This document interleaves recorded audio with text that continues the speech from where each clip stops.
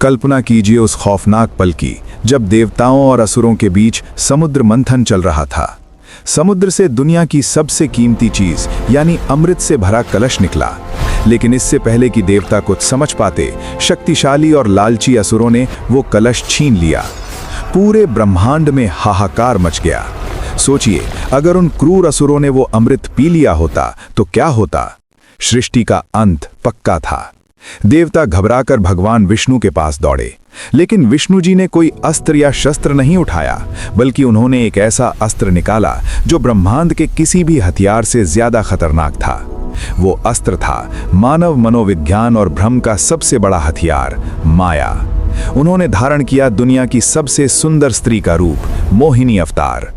आज सनातन कथा सागर के इस वीडियो में हम मोहिनी अवतार के उस रहस्य को डिकोड करेंगे जिसे 99% लोग गलत समझते हैं।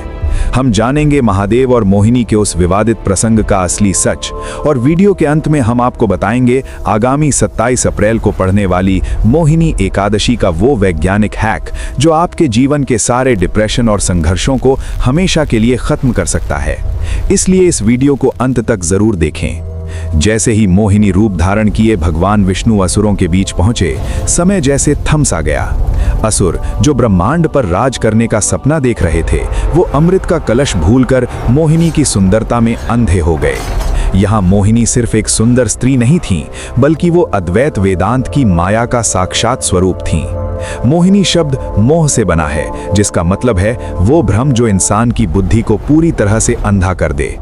असुर जो हमारे अनियंत्रित अहंकार और इंस्टेंट ग्रेटिफिकेशन यानी तत्काल संतुष्टि के प्रतीक हैं, वो मोहिनी के माया जाल में ऐसे फंसे कि बिना लड़े ही अमृत का कलश उनके हाथों में सौंप बैठे।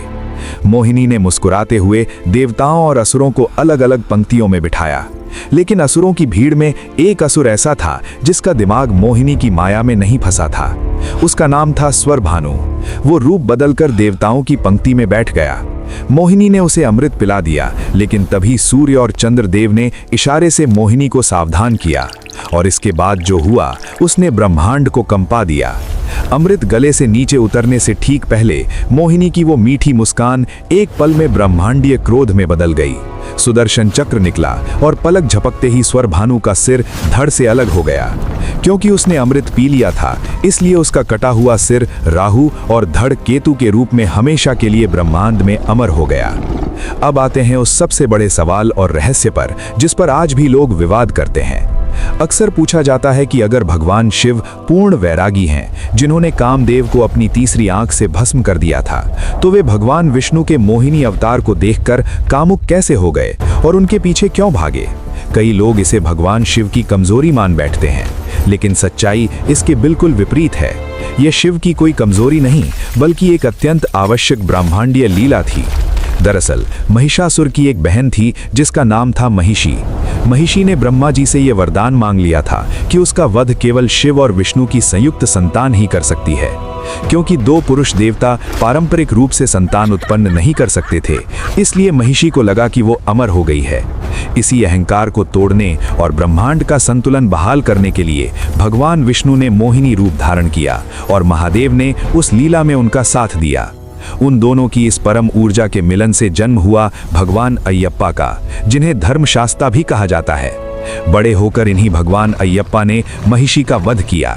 यानी शिव का मोहिनी के पीछे जाना कोई सांसारिक काम वासना नहीं थी, बल्कि हरि और हर की एकता और एक राक्षस के अंत की पूर्व योजना थी। लेकिन इस प्राचीन कथा का आज के आधुनिक इंसान से क्या लेना देना है? अब जरा ध्यान से सुनिए।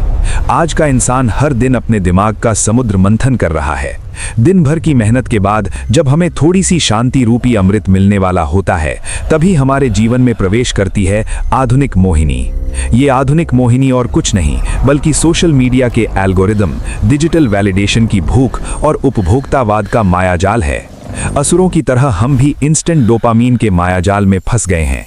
हम अपनी असली शांति को भूलकर इस डिजिटल मोह में अंधे हो चुके हैं। तो इस आधुनिक मायाजाल से बाहर निकलने का रास्ता क्या है? इसका रास्ता छुपा है मोहिनी एकादशी के विज्ञान में।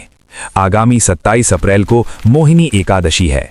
ज्यादातर लोग एकादशी को सिर्फ पाप धोने या वैकुंठ जाने का एक पुराना धार्मिक कर्मकांड मानते हैं, कई लोगों को लगता है कि ये भगवान को खुश करने के लिए भूखे रहने की सजा है, लेकिन ये सच नहीं है।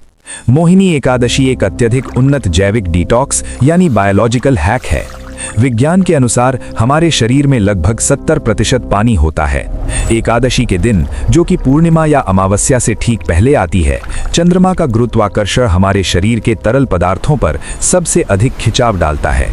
इसी लूनर ग्रेविटी के कारण हमारा मन सबसे ज्यादा अशांत, भावुक और विचलित होता है। आयुर्वेद बताता है कि इस दिन हमारे शरीर की जठराग्नि यानी पाचन तंत्र सबसे कमजोर होता है, और चूंकि अनाज बहुत ज्यादा पानी सोखते हैं, इसलिए कमजोर पाचन वाले दिन अनाज खाने से शरीर में आम यानी टॉक्सिन और बीमारियां पैदा होती हैं।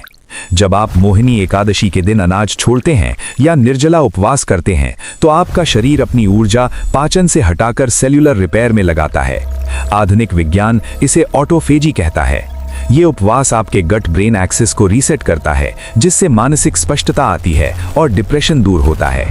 कूर्म पुराण में कथा आती है कि दृष्टबुद्धि नामक एक युवक बुरी आदतों और व्यसनों में डूब गया था, लेकिन महर्षि कौंडिन्य के निर्देश पर जब उसने मोहिनी एकादशी का व्रत किया, तो उसका शरीर और मन पूरी तरह से शुद्ध हो गया और उसे वैकुंठ की प्राप्ति हुई।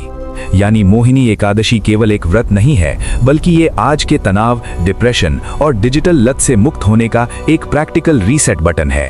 तो क्या आप 27 अप्रैल को पड़ने वाली इस मोहिनी एकादशी पर अपने शरीर और दिमाग का ये डिजिटल और अन्न का उपवास करने की चुनौती स्वीकार करते हैं? अगर हाँ, तो आज ही संकल्प लें। भगवान विष्णु की ये माया और विज्ञान का अनूठा संगम आपको कैसा लगा, हमें